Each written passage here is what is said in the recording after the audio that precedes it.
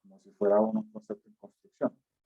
Y definitivamente todo nace de la misma episteme, desde las mismas fuentes de conocimiento donde emerge la disciplina de la responsabilidad social empresarial como es la ética. Y ese relativismo ético hace que hoy todavía estemos bregando a construir ese concepto de responsabilidad social empresarial. Esta caricatura que les pongo en pantalla pues es muy diciente al respecto. Qué gran suerte que de tantas religiones que hay, yo haya sido criado en la única religión que maneja la verdad. Y en efecto, la verdad, el concepto de felicidad, el concepto de moral, pues primero es tan antiguo como el ser humano, pero también tiene tantas interpretaciones como seres humanos hay. Y la responsabilidad social empresarial, al ser una hija epistémica de la ética, esa parte de la filosofía, pues obviamente hereda muchos de esos comillas inconvenientes que a la final no son inconvenientes, porque obviamente si nosotros nos preguntamos qué es lo correcto o lo incorrecto hoy o aquí, que no fue correcto o incorrecto ayer y allá, vamos a encontrar gran cantidad de diferencias. Y obviamente pues, vamos a encontrar que las bases son distintas, que los puntos de partida son distintos. Y de ahí que hablar de un concepto único de responsabilidad social empresarial pues, no solamente resulta difícil, sino un poco atrevido. Nuestros países en Latinoamérica, Colombia, Ecuador, Perú, México, etcétera, etcétera, pues nos estamos preocupando por unas problemáticas y unos retos sociales muy distintos a los que se enfrentan otras latitudes. Nosotros todavía estamos peleando con el tema de la desigualdad, que estamos peleando con el tema de la pobreza, con el tema del hambre, y quizás en unas latitudes tipo Noruega o Finlandia o Corea del Sur o Luxemburgo, pues el tema de la pobreza está como, digamos que pasa a un segundo plano y se están ocupando de otro tipo de cosas. De ahí que necesitamos entender el concepto de responsabilidad social empresarial con un filtro temporal, con un filtro epistémico, con un filtro geográfico, con un filtro corporativo. Y de ahí, este es uno de los principales obstáculos que hacen que para muchos académicos todavía responsabilidad social empresarial se considera una pseudodisciplina. Ojo, no una cuasidisciplina. Recordemos que hay una gran diferencia entre pseudo y cuasi, pero cuando estamos hablando que es una disciplina en construcción, estamos hablando que para muchos, yo no digo para todos, se considera una pseudodisciplina. Eso, aunado al mismo concepto de stakeholder, también nos limita bastante el hecho de que hoy tengamos un solo concepto de responsabilidad social empresarial. Todos entendemos que la legitimidad organizacional se entiende en razón a la satisfacción de esas principales necesidades y expectativas de nuestros stakeholders.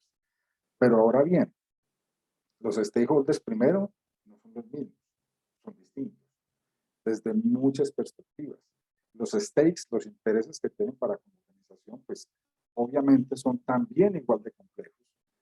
Un solo stakeholder puede desempeñarse en muchas formas en la organización y la satisfacción de sus principales necesidades y expectativas, pues obviamente va a tener ese carácter de complejo. Si uno se pone a ver inclusive en la literatura reciente sobre la teoría de stakeholders después de Friedman de los años 70 y 80, pues hemos acunado una cualquier cantidad de conceptos.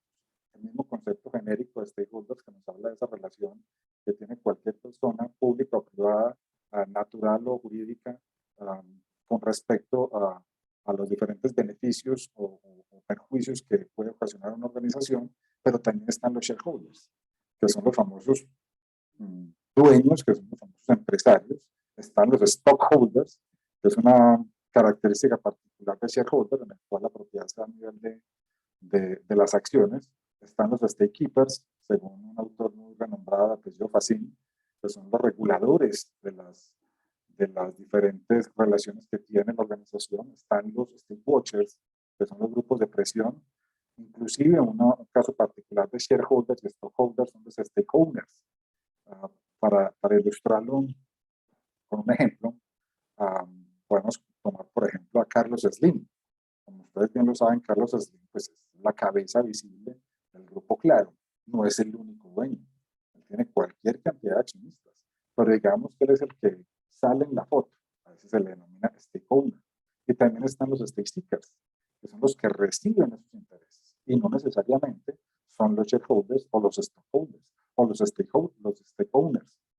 el hijo de Carlos Slim o los hijos de Carlos Slim son stake seekers. Y todos tienen, esa es la parte compleja e interesante del asunto, todos tienen una posición diferente, un stake diferente, un interés diferente. ¿Cómo hace la organización para satisfacer las principales necesidades y expectativas? Pues primero se convierte en una labor bastante compleja, en ocasiones titánica, pero también conceptualmente en un reto muy difícil de manejar, de cómo definir ese compromiso que tiene la organización con sus principales stakeholders. Entonces, todo viene no solamente desde la misma episteme de la responsabilidad social corporativa, sino también frente a esos personajes a los cuales ese comportamiento socialmente responsable está dirigido. Y por eso en la literatura disponible nos vamos a encontrar cualquier cantidad de definiciones. Recientemente, que por allá en el año 2013 que terminé mi doctorado, obviamente gran parte de mi marco teórico se fue haciendo alusión al concepto de responsabilidad social empresarial. Me tocó manejar pues prácticamente una tesis distinta desde el punto de vista conceptual. Fueron cerca de 83 definiciones diferentes de responsabilidad social empresarial. Y todas tenían un tinte distinto, una palabrita distinta, un énfasis distinto, y eso pues obviamente hace compleja su intelección.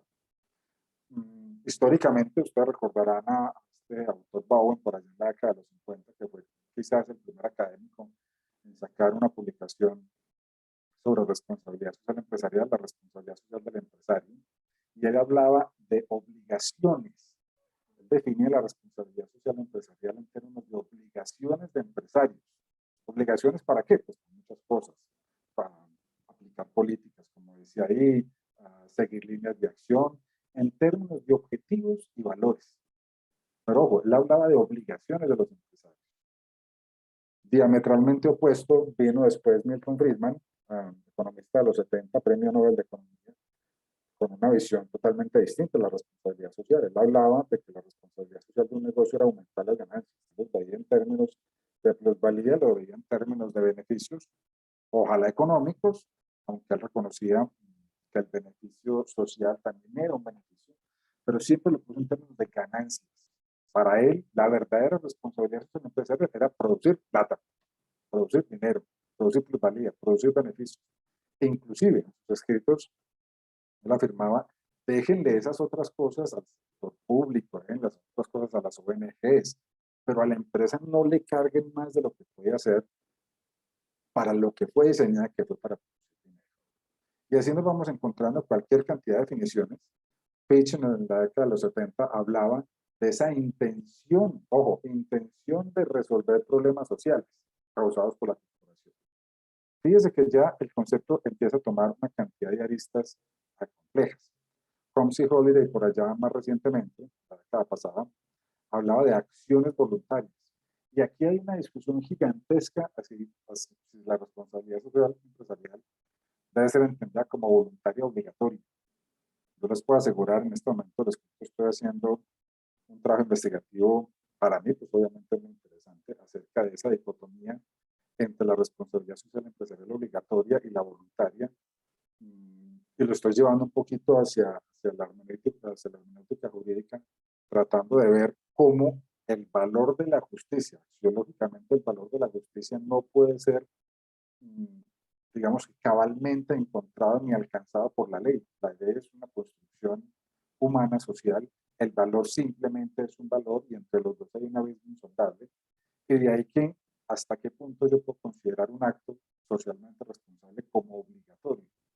Obviamente, y ontológicamente hablando, pues deja de ser responsabilidad social empresarial, se convierte en ley. Pero no solo eso, es el afán detrás del empresario de comportarse de cierta manera, lo que lo hace difícil de conseguir en una alternativa voluntaria obligatoria.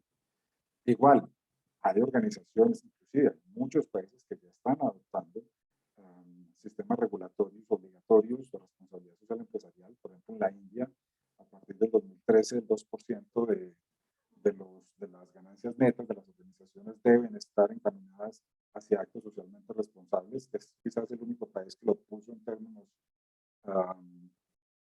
monetarios y de porcentaje de ganancias. pero también hay una gran cantidad de países que están regulando sobre todo el reporte del informe no financiero, del informe social, como es el caso de Tailandia, como es el caso de Dubái, Dubái no, Emiratos Árabes, como es el caso de la China, como es el caso de Brasil también, y en algunas situaciones específicas de los Estados Unidos desde el punto de vista ambiental. Pero todavía estamos encontrando gran cantidad de autores que dicen que es un error desde la misma hermenéutica jurídica. Para otros es la salvación de la responsabilidad social empresarial como disciplina. Verdaderamente le haría rigor, pero ahí está. Estamos navegando en ese sentido. Quizás esta que tenemos en pantalla es, yo no diría que la mejor, pero sí al menos la más popular de las definiciones de responsabilidad social empresarial. Es popular por diferentes motivos. El primer motivo es que viene de la Comunidad Económica Europea, nada más y nada menos. En el Green Paper del 2001 hablan de responsabilidad social empresarial en términos de esa integración voluntaria. Ahí sí lo ponen en términos voluntarios. Pero ojo, esto es del 2001. Esto ya tiene añitos. Por parte de las empresas, de las preocupaciones sociales y medioambientales en sus operaciones comerciales y en sus relaciones con sus interlocutores. ¿Por qué digo que es la más popular? Primero, porque es la más fácil de entender. Y es la más fácil de entender porque obviamente hace alusión a las definiciones del desarrollo sostenible y que hace un símil cuasi sinonímico de lo que es la responsabilidad social empresarial con el desarrollo sostenible. Y no es nada distinto a decir que cada vez que yo vaya a tomar una decisión que involucre ganancias, que involucre plata, que involucre recursos económicos, por favor, tenga en cuenta las preocupaciones medioambientales, las preocupaciones sociales, tenga en cuenta los efectos medioambientales y los efectos sociales en dicha decisión. ¿Por qué la vamos a popular? Porque es más fácil de entender. Se parece al desarrollo sostenible, comparte de sus dimensiones, es perfectamente clara para un empresario chiquito o grande, que le digan cada vez que usted vaya a tomar una decisión que involucre dinero, usted va a enviar planta, va a echar gente, va a producir otra línea, va a penetrar un mercado, etcétera, etcétera. Fíjese las implicaciones medioambientales y fíjese en las implicaciones sociales. Y yo creo que como definición de trabajo pues, es sumamente valiosa, pero obviamente no es la única que hemos visto. Entonces, muchachos, cuando uno sigue estudiando en esta vaina y sigue leyendo este cuento, se va a encontrar cualquier cantidad de definiciones, muchas definiciones. Como les digo, en su momento me encontré 83, pero si sigo buscando, me va a encontrar otras 100 más. Entonces, ¿qué queda? Si no hay un concepto único, universal de responsabilidad social empresarial, inclusive ustedes han visto que la ISO 26000 propone una definición de responsabilidad social empresarial similar a esta, pero digamos que con más elementos. ¿Qué queda? Pues mi consejo es no se preocupe tanto por el concepto de la responsabilidad social empresarial, más bien por la noción, es decir, por su significado. ¿Qué significa? Para usted, ¿qué es esa vaina? ¿Esa vaina de qué trata? ¿De qué estamos hablando cuando estamos hablando de responsabilidad social empresarial? Esa construcción de noción sí es importante. Yo les doy un ejemplo a mis estudiantes al respecto y yo les digo, muchachos, ¿alguien sabe la definición de la palabra espiral? La definición, pues, digamos, conceptualmente correcta de la palabra espiral.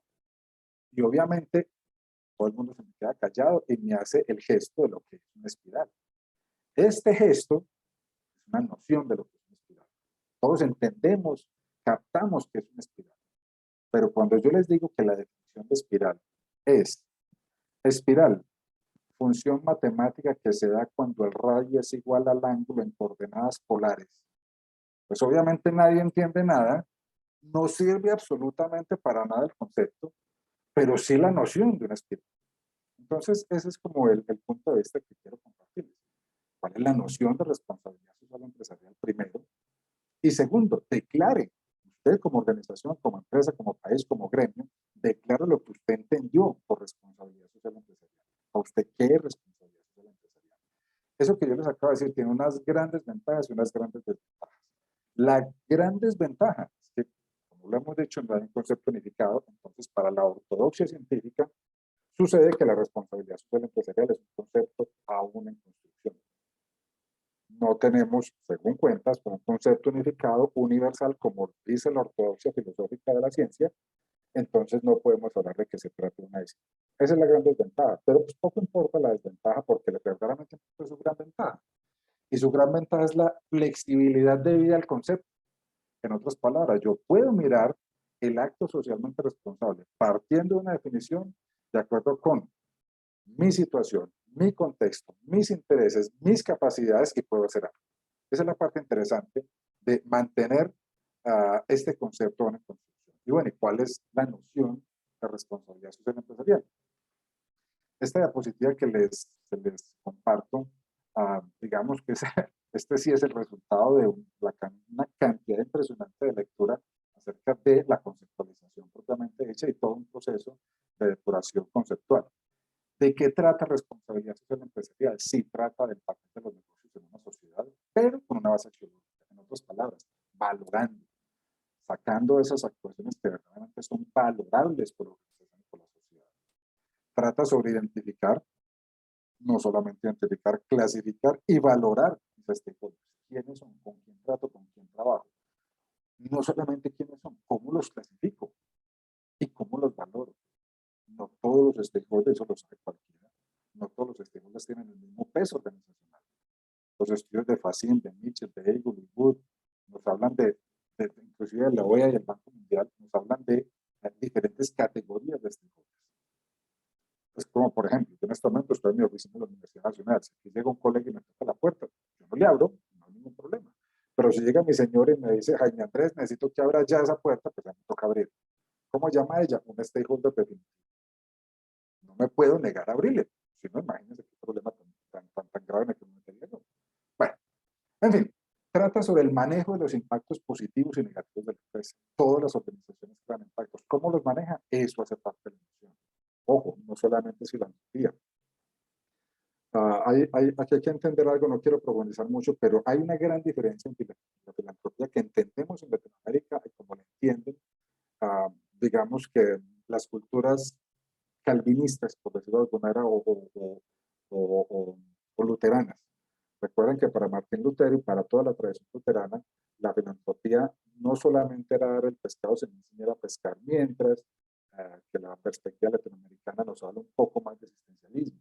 Entonces, por eso hablamos que no solamente es filantropía, trata sobre transparencia, trata sobre rendición de cuentas, trata sobre mostrar la organización, obviamente por excelencia las públicas, verdaderamente como son y lo que hacen.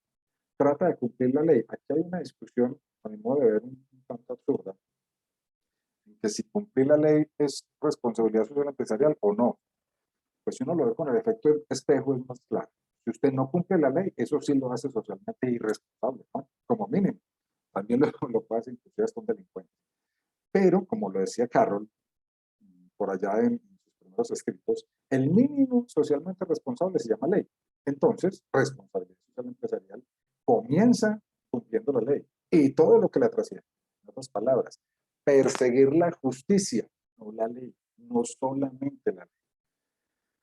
Es la respuesta corporativa a la acción socialmente irresponsable. Sí, de eso trata la responsabilidad social empresarial. Desgraciadamente, y eso es culturalmente definido, en Latinoamérica difícilmente vamos a encontrar una organización que salga al público a decir yo fui el responsable de este acto socialmente irresponsable, yo fui el responsable de estos despidos, yo fui el responsable de esta crisis social, yo fui el responsable de esta crisis ambiental. No, eso los latinoamericanos somos especialistas en echarle la culpa a todo el mundo, menos para asumir a nosotros mismos. Y por último, trata de ese efecto multiplicador. Trata de ese ejemplo que da la organización. Trata de decirle a mis proveedores, a mis clientes, venga, me metí en este rollo, estoy siendo socialmente responsable, monté una ISO, monté un GRI, estoy haciendo estos indicadores, estoy trabajando en estos proyectos sociales, hagámoslo en conjunto. Muéstrame sus indicadores sociales a ver si yo hago negocios con ustedes o no. De eso trata la gente multiplicada. Entonces, todavía tenemos este, comillas, problema, y nuevamente no lo considero un problema, yo lo considero una gran ventaja de no tener un concepto unificado, uniforme, único de lo que es responsabilidad social empresarial. Y nuevamente, ¿por qué no es una gran desventaja? Porque me da la flexibilidad de vida a entenderla. una comprensión holística como las que les propongo, pues da una idea de lo que es responsabilidad social empresarial. Ahora bien, ¿cómo la voy a vivir en la organización? ¿Qué es lo que voy a hacer con esa noción? ¿Hasta dónde puedo hacer? ¿A qué estoy llamado y qué no estoy llamado a hacer en la responsabilidad social empresarial? ¿A qué le voy, como decimos en Colombia, a qué le voy a jalar y a qué no? ¿Qué capacidad tengo? ¿Qué voluntad tengo? De todas estas actuaciones socialmente responsables que puedo desarrollar, cuáles verdaderamente están reflejando mis valores corporativos, mis políticas corporativas. Esa es la decisión que se debe tomar aprovechando la flexibilidad que nos da la multiplicidad de conceptos que tiene la responsabilidad social empresarial. Muy bien, pasemos a otro tema, críticas. Las críticas a la responsabilidad social empresarial, pues obviamente tienen un trasfondo económico fuerte. Y nuevamente arrancan por allá desde Milton Friedman. Esta caricatura que les propongo, pues digamos que resume gran parte de las. Muy bien, necesitamos una campaña que le diga al público que estamos poniendo nuestra responsabilidad social por encima de nuestras ganancias, de manera tal que hagamos más ganancias. Casi todas las críticas comienzan con ese concepto, con esa no es batalla, pero sí hay digamos, un roce entre lo que es la perspectiva económica medio neoliberal con esa perspectiva humanista, humanista de los últimos años. Inclusive, nuevamente, vuelvo a nombrar a Milton Friedman, en sus escritos él lo dice muy claramente, dice, solo las personas pueden tener responsabilidades. Una corporación es una persona artificial y en este sentido debería tener responsabilidades artificiales. Pero los negocios, en todo, no puede decirse en su más vago sentido que tengan responsabilidades. En otras palabras, para Milton Friedman no se le pueden adjudicar responsabilidades diferentes a la organización a las que ya tienen por ser organización, por ser empresa. Y es todo eso. Pero bueno, no solamente es desde este punto de vista. Hay una gran cantidad, y si uno se va a la literatura disponible, pues les invito a que hagamos una revisión de la literatura al respecto. Pero se las voy a ahorrar, porque ya la hice, bastante larga, pero sacamos básicamente 7 puntos de las grandes críticas a la responsabilidad social empresarial. Y esos puntos, los 7 puntos son estos. Primero, el mal uso del dinero del shareholder, o del dueño, o del empresario.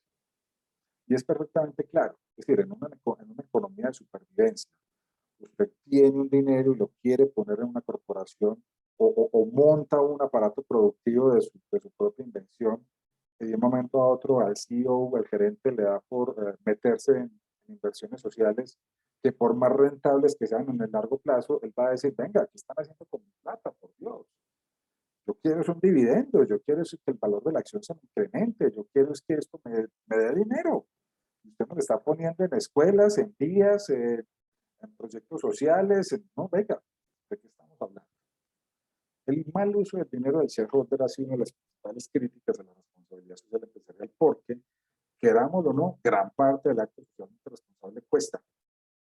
¿Y de dónde sale esa plata? Pues, obviamente de las arcas de la organización. No va a haber ninguna entidad que me va a decir, no, usted que se produce plata, que yo le voy a dar recursos para que usted haga actos socialmente responsables. Eso no va a pasar. Pero bueno, digamos que... ¿Hay alguna por ahí? Ah, bueno. Digamos que eso es mucho más de forma. Pero de fondo... Bueno, buenas tardes a todos. Creo que mi experiencia con los semestres es que se inició de una forma y se termina muy diferente. Creo que al inicio como que... ¿A quién se le quedó por el micrófono prendido? Qué pena. Eso ya, perfecto. Muy gracias. Pero digamos que esto es más de forma. De fondo, hay un problema grave con la responsabilidad social empresarial y es la potencial suplantación de roles sociales. En otras palabras, si bien es cierto, cuando una organización voluntariamente se mete en el proyecto de solucionar problemáticas sociales, tiene que tener muy claro de dónde surge. para no suplantar sobre todo roles del Estado. Eso trae unas problemáticas gigantescas.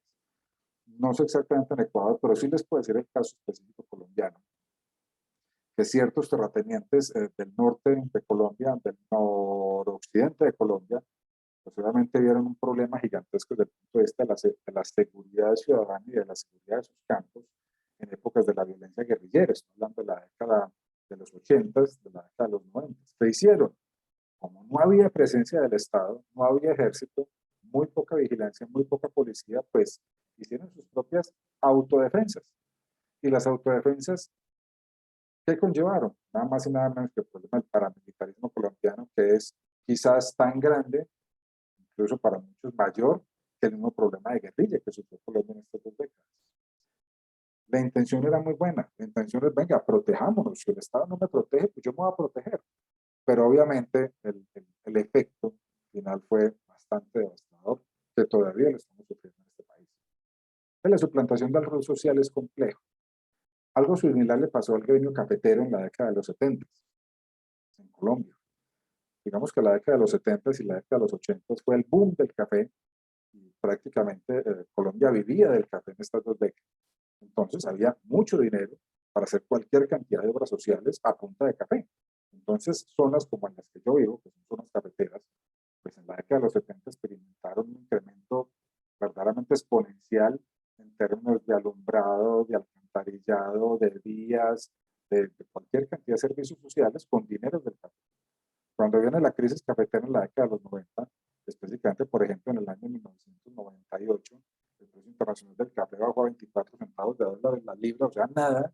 Obviamente los cafeteros tuvieron una crisis sumamente grande y todo el gremio cafetero. Entonces, el mantenimiento de esos acueductos, de esas vías, de ese alcantarillado, de esos alumbrados, pues nadie lo asumió. Llegó el gremio cafetero y le dijo al Estado, venga, ayúdenme. ¿Qué le dijo el Estado? Venga, estas carreteras son suyas, ¿cómo va a meter su propiedad privada? ¿Cómo voy yo a hacerle mantenimiento a todas sus redes de alcantarillado si son privadas? Entonces, ¿qué hago yo con el resto de sectores económicos que también son privados? Los apoyo también. Bueno, entonces, ahí hay un cuento complejo desde el punto de vista de la suplantación del rol social. Otra de las grandes críticas es la difícil medición del incremento de la rentabilidad y erogación social. Toda erogación social es rentable en el largo plazo, eso lo sabemos. ¿Cuánto? Eso es lo que no sabemos. Yo les digo a mis estudiantes, muchachos, ustedes que están haciendo una maestría, que están haciendo un doctorado, ustedes creen o están convencidos de que estos estudios les van a permitir un mayor nivel económico, una mejor calidad de vida. Claro, profesor, por supuesto que sí. Y cuando yo les pregunto, listo, ¿en cuánto y en cuánto tiempo? Pues todo el mundo se mira los ojos y dice, pues ni idea. Obviamente, la erogación social es rentable. Lo difícil es medirlo. Lo difícil es medirlo. Sobre todo, por la que sigue, sobre todo si consideramos que el mercado siempre va a preferir el corto plazo al largo plazo. Pues cuando usted llega a un gran gerente, un gran empresario, y le dice, vamos a hacer inversión en estas cosas, vea qué bueno, vea qué provechoso, usted va a tener grandes ventajas, grandes beneficios, pero los beneficios los vamos a ver en 10 años, pues el político de turno o el gerente de turno dirá, venga, es que mi periodo se acaba en 3 años, yo no voy a poder ver nada de eso. Bueno, dejémoslo para el que sí. Y así nos vamos y nos vamos perpetuando. Y pegado de eso, pues obviamente está el discurso retórico y práctico, que es muy común en el político de turno, que lo usa indiscriminadamente el concepto de responsabilidad social empresarial, simplemente para decir lo buen candidato que es, pero obviamente detrás del asunto hay poco. Al ser iniciativa voluntaria, como ya lo hemos expresado, falta control y falta sanción. Nuevamente, esto es lo que dice la literatura, particularmente. Jaime Andrés Vélez Salazar no estaría muy de acuerdo con una iniciativa legal.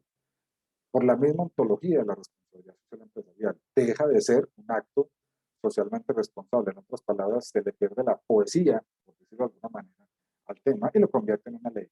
Y como decimos por acá en estas latitudes, echa la ley, echa la trampa. Y absolutamente todas las leyes van a tener ese bemol en el cual difícilmente yo voy a poder cubrir con jurisprudencia el resto de actuaciones socialmente responsables. Y por último, dentro de las críticas, es que hacemos responsabilidad social empresarial sin tener en cuenta el stakeholder. Grave. Acuérdense, señores, que gran parte de la legitimidad organizacional está en satisfacer las principales necesidades y demandas de los stakeholders, pero para eso hay que escucharlos. Y eso créanme, se le olvida a las organizaciones, se le olvida. Les cuento una anécdota muy chiquita. Yo pertenezco a la Universidad Nacional de Colombia, que es la universidad más grande que tiene este país. Esta universidad pues, es pública, es grandota, digamos que tiene muy buenos recursos. Tratamos de hacer las cosas lo mejor posible. No obstante, alguna vez hicimos un ejercicio de mapeo de stakeholders. Y obviamente pues salieron a relucir, digamos que los más habituales, que eran los estudiantes, los docentes, las directivas, las otras universidades, los gremios. Pero a nadie se le ocurrió pensar en los padres de familia. Y verdaderamente cuando analizábamos el tema padres de familia, nos dimos cuenta de que primero que todo eran gran parte de la financiación de muchas de las funciones de docencia y extensión de esta universidad y también de las funciones de investigación, pero nunca los llamábamos, nunca estábamos pendientes de ellos, y les puedo asegurar que en 100 años de historia que tuvo la Universidad Nacional, nunca se les llamó a preguntarles qué esperaban, qué querían, qué pensaban de la Universidad Nacional. El ejercicio lo hicimos con el director académico y llamamos los padres de familia, pensando que no iba a venir nadie. Pues les cuento que llenamos el estadio. Vino cualquier cantidad de personas, padres de familia, verdaderamente queriendo saber a dónde habían mandado a sus hijos a estudiar, cuáles eran las instalaciones, quiénes eran los profesores, qué tan cercanos estábamos nosotros a nuestros stakeholders. Y hoy podemos decir que, muy similar a como lo hacen las grandes universidades privadas de este país, pues tenemos un vínculo mucho más estrecho con esos señores que llamamos stakeholders organizacionales definitivos, como son los padres de familia. Estos muchachos son quizás las 7 críticas más grandes que uno encuentra en la literatura de la responsabilidad social empresarial. Otra cosa son los obstáculos que uno encuentra al desarrollo de la disciplina. Y entre los obstáculos, digamos que más importantes, tenemos estos. Primero, la generalidad de estos temas. ¿Qué me he encontrado? Que cualquiera sabe qué es responsabilidad social empresarial, pero eso no es lograr. Lograr es que las empresas creen que todo es responsabilidad social empresarial. Entonces, en sus informes de no financieros colocan, le pagamos el sueldo a nuestros empleados. Pues sí, lo tiene que hacer. Pero verdaderamente esto hace parte de toda una estrategia de responsabilidad social empresarial. Entonces es supremamente genérico. Las empresas y las organizaciones entienden lo que quieren por responsabilidad social empresarial, que si ustedes se fijan, estoy contradiciéndome con lo que acabo de decir hace un ratito, pero tampoco se les puede obligar a que lo hagan. Es complejo, es un tema complejo. Y eso pegado a nuestra propia cultura, muchachos. Yo estoy seguro que desde el Río Bravo, en México, hasta Ushuaia, en Argentina, y desde las Islas Azores, por allá en la mitad del Pacífico, hasta la isla de Pascua, es decir, toda Latinoamérica en su conjunto, nosotros nos movemos en la medida que nos obliguen, o que nos metan la mano al bolsillo. Si no tenemos una ley, si no tenemos algo detrás que nos esté chuzando y diciéndonos, hágalo porque o si no te meto a la cárcel, hágalo porque o si no te multo, nosotros simplemente no lo hacemos. Difícilmente, eso es culturalmente definido, difícilmente el latino toma estas iniciativas sociales en verdadera seriedad. Por eso es tan importante el efecto multiplicador, por eso es tan importante la motivación del efecto multiplicador de la responsabilidad social empresarial. Pero así de buenas a primeras, digamos que son contados en los dedos de las manos las empresas que verdaderamente entienden esto. ¿Y eso por qué? Uno dice, ¿será que somos malas personas o qué? No, en ningún momento. Hay que entender que vivimos en una economía de supervivencia. Entonces, ¿cómo le voy yo a pedir a un empresario, un pequeño empresario, que son cerca del 70-80% de las empresas en Latinoamérica que producen cerca del 60-65% del Producto Interno Bruto? Venga, señor PYME, señor pequeña y mediana empresa, o señor micro, pequeña y mediana empresa, vamos a hacer responsabilidad social, vamos a hacer inversión social. ¿Sí? ¿De dónde? Si a duras penas pago nóminas, si a duras penas pago proveedores, a duras penas sobrevivo. Ya el solo hecho de existir ya me está haciendo socialmente responsable. Y eso pegado, obviamente, al segundo gran obstáculo, costo.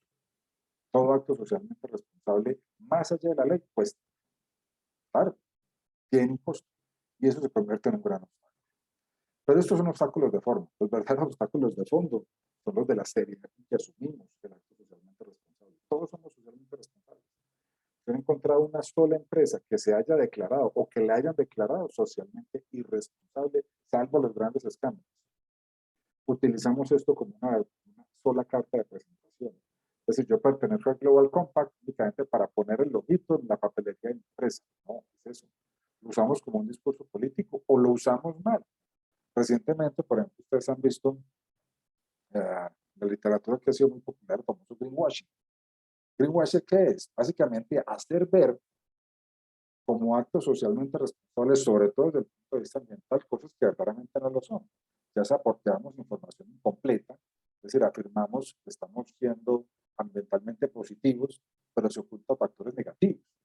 Por ejemplo, es que usamos papel únicamente de bosques sostenibles. Venga, la idea no es que deje de usar tanto papel, no solamente que lo use de bosques sostenibles, es que le deje de usar. O tenemos pruebas insuficientes. Entonces declaramos en nuestros productos que estamos utilizando un alto porcentaje de material reciclado. ¿Y quién mide eso? Difícil. O hacemos unas declaraciones vagas. Decimos, no, estamos utilizando productos naturales. Venga, ¿qué son productos naturales? O declaraciones irrelevantes. En la producción de nuestros electrodomésticos no usamos fluorocarbonados. Claro, si se abolieron hace más de 20 años, ya no se producen los fluorocarbonados. Usted todavía está diciendo que no produce, eh, que no produce electrodomésticos con base en fluorocarbonados. Obviamente, totalmente irrelevante. A eso se refiere el greenwashing y ese es el mal uso que hacemos de la responsabilidad social empresarial. Bueno, señores, quiero, 3:48, para no demorarme mucho, algunas conclusiones que quiero compartirles. Algunas conclusiones generales que les quiero compartir. La primera es que definitivamente la responsabilidad social empresarial es un concepto aún en construcción. Pero como les comento, esto tiene sus ventajas al igual que sus desventajas. Pero la gran ventaja es la flexibilidad propia que me da el concepto de poderla interpretar de acuerdo con las necesidades de mi entorno, con la voluntad y las capacidades de mi organización y verdaderamente apuntando a esos retos sociales, ambientales sobre los cuales yo puedo tener algún tipo de injerencia sin suplantar el Estado. Esa yo creo que es una de las principales conclusiones. O sea, desde que mantengamos flexible el concepto de la responsabilidad social empresarial y obviamente en su voluntariedad, pues digamos que vamos a tener un margen de maniobra mayor. Como les digo, primero la noción, hay que leer mucho para tener una noción, pero digamos que la idea que les compartí ya les ahorró mucha lectura. Pero nuevamente declarar su propia intelección, usted qué entiende por responsabilidad social empresarial y verdaderamente darle la señal al paso. Esto es lo que vamos a entender, vamos a hacer nuestro código de responsabilidad social empresarial, esta es nuestra política de responsabilidad social empresarial, la vamos a llevar a nuestra plataforma estratégica, le vamos a poner metas, le vamos a poner acciones, la vamos a evaluar, vamos a tener un efecto multiplicador. Bueno, otra de las conclusiones es que, como les digo yo a mis estudiantes, muchachos, es que no hay pecado en la relación beneficio-plusvalía con la responsabilidad social empresarial. Digamos que responsabilidad social empresarial, al ser un concepto muy corporativo, tiene poco de franciscano.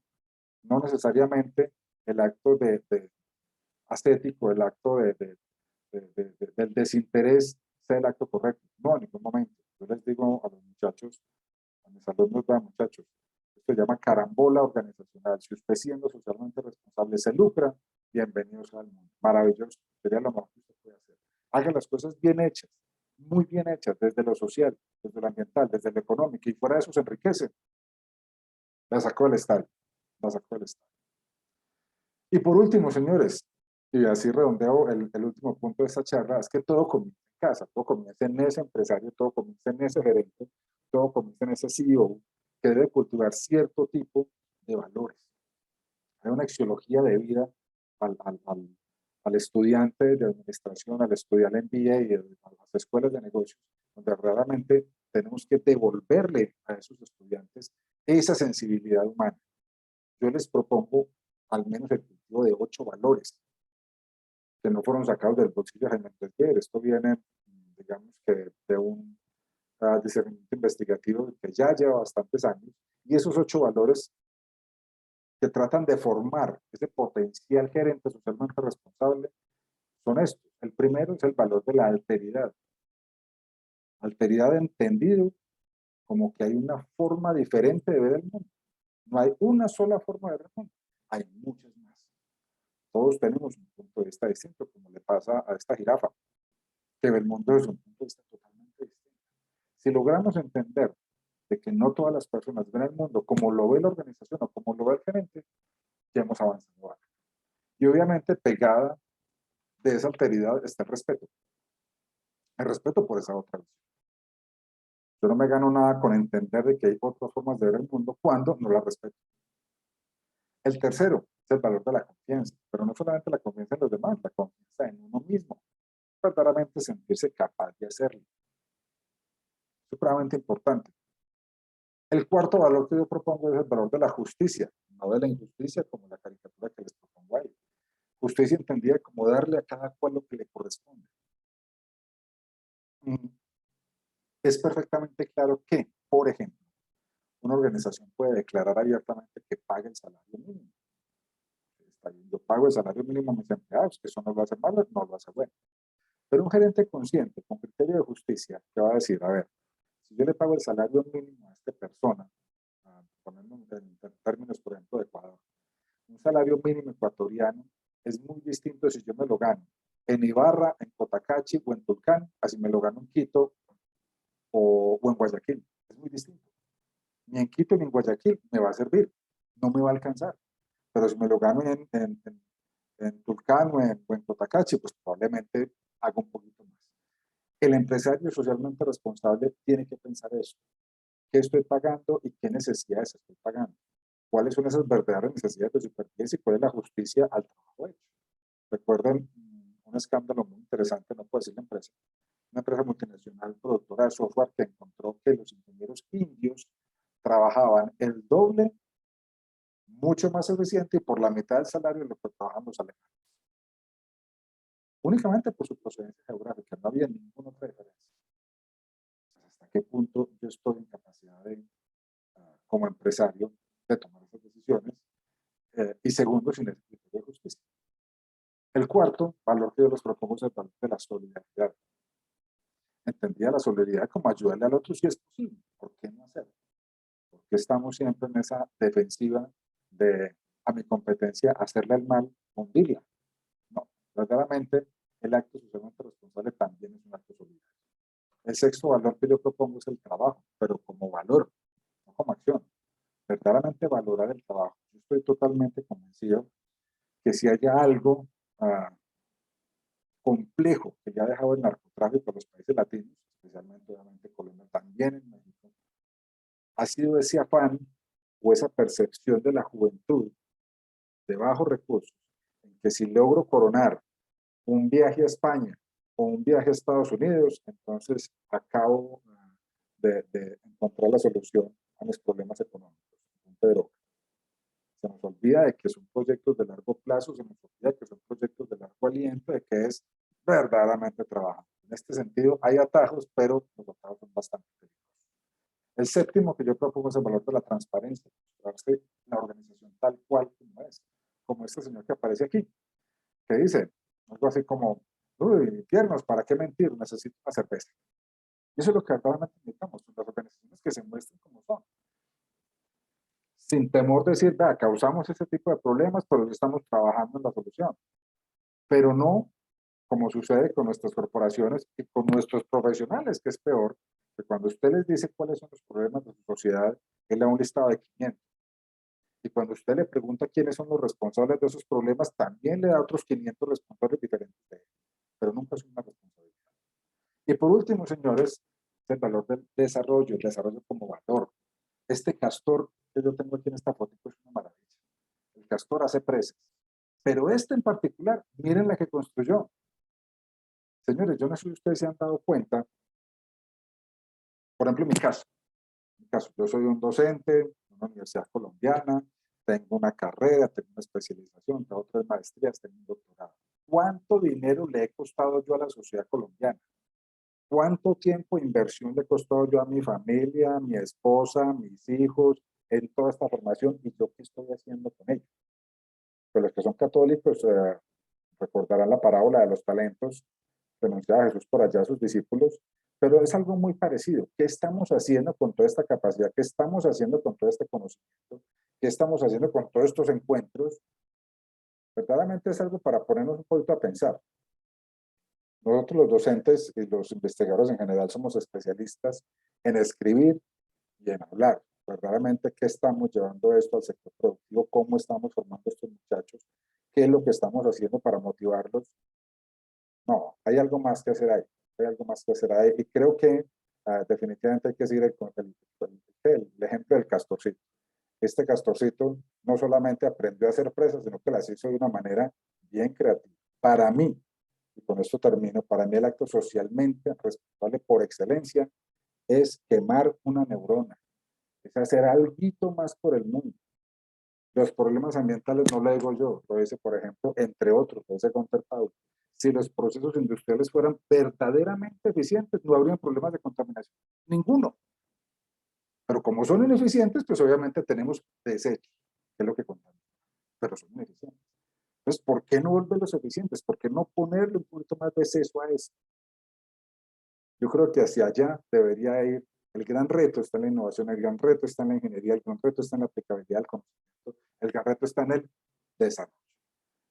Señores, les agradezco mucho, muchas gracias por haberme escuchado esta charlita y obviamente pues abierto a cualquier duda que tengamos. Si no me la sé, me la dejan de tarea y si me la sé, pues obviamente se la respondo. Muchas gracias.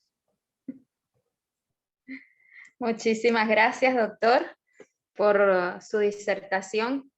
Es muy interesante. Nuestra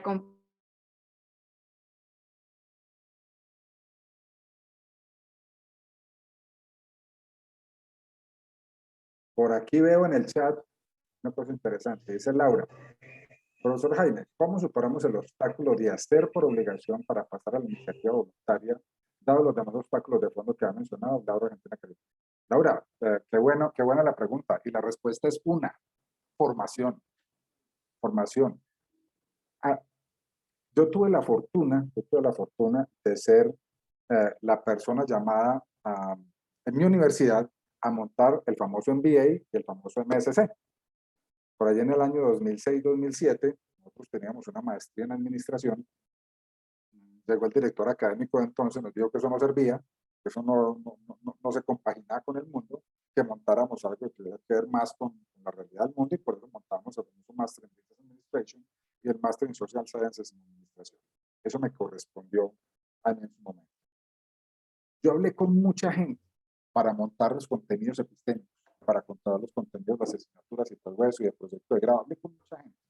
Desde mi ignorancia, porque en ese momento yo era, digamos que bastante amateur, me fui al gremio más grande que tenía Colombia, gremio de la producción que se llama ANDI, Asociación Nacional de Industriales. Y les pedí el favor de que me regalaran 5 minutos de una asamblea general únicamente para que ellos me dijeran qué necesitaban en un magíster. Eso era lo único. El presidente de la ANDI me dijo, Jaime, listo, está bien, tiene 10 minutos, no le voy a dar más. Yo, listo, no, lo que sea. Allá me paré, señores empresarios, muy buenas tardes, ¿cómo están? Mi nombre es Jaime Andrés Vieira, vengo de tal parte, estoy haciendo tal cosa, estoy montando una maestría en administración. Necesito que ustedes me digan qué profesional necesitan como magíster en administración. Pues le cuento, mi querida Laura, que los 10 minutos no fueron 10 minutos, se convirtieron en 2 horas, donde cada empresario me decía, palabras más, palabras menos. Me decían, yo quiero que mi gerente le pueda dejar la empresa, yo irme a pasear a la India y a la China 2 meses, volver y que mi empresa todavía funcione. Yo quiero que mi empresa verdaderamente haga un cambio, que me la recuerden el día de mañana, no por la cantidad de plata que yo tengo, sino por la cantidad de beneficios que trajo. Me empezaron a hablar de una gran cantidad de compromisos sociales. Tanto es así que la maestría en administración tuvo su eje central en un módulo que se denominaba responsabilidad social empresarial. Es formación. Si usted al muchacho le dice, a la competencia no hay que hacerle mal, hay que causárselo indefinidamente, pues obviamente usted lo está tirando para el otro lado. Pero si usted a su muchacho le dice, entre todos podemos hacer cosas, la economía de escala es colaborando. Si usted le dice, usted tiene que crear y criar a sus propios clientes futuros y potenciales. ¿dónde está el trabajo que usted está haciendo con los niños?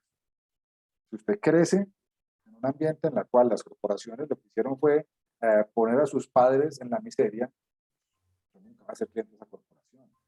Verdaderamente, mi querida Laura, el tema está en la formación de ese profesional, en la formación de ese administrador, en la formación de ese magíster. Y sobre todo, ahora recientemente que tuve la oportunidad de montar el doctorado en administración, en los doctores. Los doctores son pieza fundamental de todo este cuento porque ellos nos van a dar los marcos teóricos. Ellos nos van a dar verdaderamente las perspectivas teóricas de desarrollo de la disciplina el día de mañana y hoy. ¿Cómo los estamos formando? Los estamos formando con ese concepto de verdaderamente hay que aprovechar el momento cortoplacista o cómo los estamos formando. Creo que el tema está primero en la formación. La ley es una alternativa. Yo no digo que no. ¿Puede funcionar? Sí, puede funcionar. Desgraciadamente la ley, como se los digo, en la misma hermenéutica jurídica, reconoce que existe un abismo insondable entre la justicia y la ley. Incluso, me demoro un minuto explicándoles. Mi papá era jurista, él era abogado, y fue, porque ya murió, fue la persona que más sabía de derecho romano en Colombia. Y él me dio muchas lecciones de derecho romano. Entre ellas me decía, Jaime, acuérdese de los dos principios fundamentales del derecho romano. El primero, dura lex, sed lex. Dura es la ley, pero es la ley. ¿Qué quiere decir eso? Que la ley hay que cumplirla. Gústele o no le gusta, hay que cumplir. Eso por un lado. Pero también me decía, Jaime, ojo, el segundo derecho fundamental del derecho romano versa sumum ius, summa iniuria, que traduce algo así como mucho derecho, mucha injusticia. Para los romanos era claro que la aplicación cabal, literal de la ley, no necesariamente perseguía la justicia. Y por eso, digamos que los países latinos, en especial pues, los colombianos, que somos muy buenos para eso, hemos desdibujado ese concepto a decir que echa la ley, echa la trampa. La ley yo no creo que sea una respuesta. Más sí, ese compromiso, ese ejemplo, esa educación que le damos a los ciudadanos. Gracias, Laura, por la pregunta. Muy bien, doctor. David Franco A ver, pregunta lo ¿qué siguiente. opina de la deducción de impuestos por medio de las acciones filantrópicas? Las empresas deben pagar todos sus impuestos, además realizar actividades de filantropía. Es una salida, igualito como le acabo de responder a Laura. Sí, es una alternativa bien interesante. Obviamente, digamos que ese es un contrato, inclusive tengo ejemplos por aquí cercanos muy simpáticos, ese es un contrato bien interesante de decirle a la organización, vea, yo no soy capaz, yo administración pública, no soy capaz de desarrollar este tipo de proyectos. Usted sí. Entonces, hágalos usted y me los cobren impuestos. Por ejemplo, mi ciudad, Manizales. Manizales es una ciudad que está muy cerquita al volcán Nevado del Ruiz. Ustedes recordarán, y si no lo recuerdo, pues se lo recuerdo. Por allá en el año 1985 este volcán eruptó y creó una avalancha de lodo impresionante y borró un pueblito que se llamaba Armero, 25.000 muertos, y para el lado de acá borró otro pueblito que se llamaba Chinchiná, 3.000 muertos, una cosa horrible. La recuperación económica después de esa catástrofe del volcán Nevado del Ruiz fue quitarle impuestos a las empresas para que vinieran a establecerse acá y ayudaran en gran parte de las problemáticas que se habían ocasionado. Entre ellas una, que no creyera ambiental, que era un río que pasa por aquí cerca, que llamamos la quebrada Manizales. Los manizaleños llamamos esa quebrada el río Nilo. Ni lo huela porque no es capaz de olerlo, olía espantoso, una cosa supremamente contaminada. Pero entonces, ¿qué hizo la administración municipal? Hagamos una cosa, señoras empresas. Ustedes se comprometen a limpiarme este río y yo les quito tanto porcentaje de impuestos. ¿Funcionó? Funcionó. Nuevamente, ¿dónde está el punto de inflexión? En no sustituir las funciones del Estado, por lo menos las mínimas. Defensa, educación, salud, moneda. Eso no lo puede sustituir la empresa. Así le paguen por hacerlo. Ojo. Fuera de esas externalidades, yo considero que es un buen plan. ¿Qué más tenemos por aquí, muchachos? En respuesta a la encuesta, no son los valores que nos pueden estar. Sí, claro, por supuesto, maestro Fernando. Si estos muchachos los creamos con no solamente con unos conceptos válidos, con información de alto nivel, con grandes capacidades de investigación, sino verdaderamente con una axiología, con una verdadera axiología corporativa, hombre, la cosa funciona. La cosa funciona. Laura, muchas gracias. Le agradezco mucho, usted siempre tan querida conmigo. Y obviamente, pues, como decimos por acá, no les digo hasta luego, sino ahí les quedo por si cualquier ampliación, duda o que les pueda colaborar con el mayor gusto de lo poquito que he aprendido en la vida sobre este tema que es la responsabilidad social empresarial. Muchas gracias a todos. Muchísimas gracias.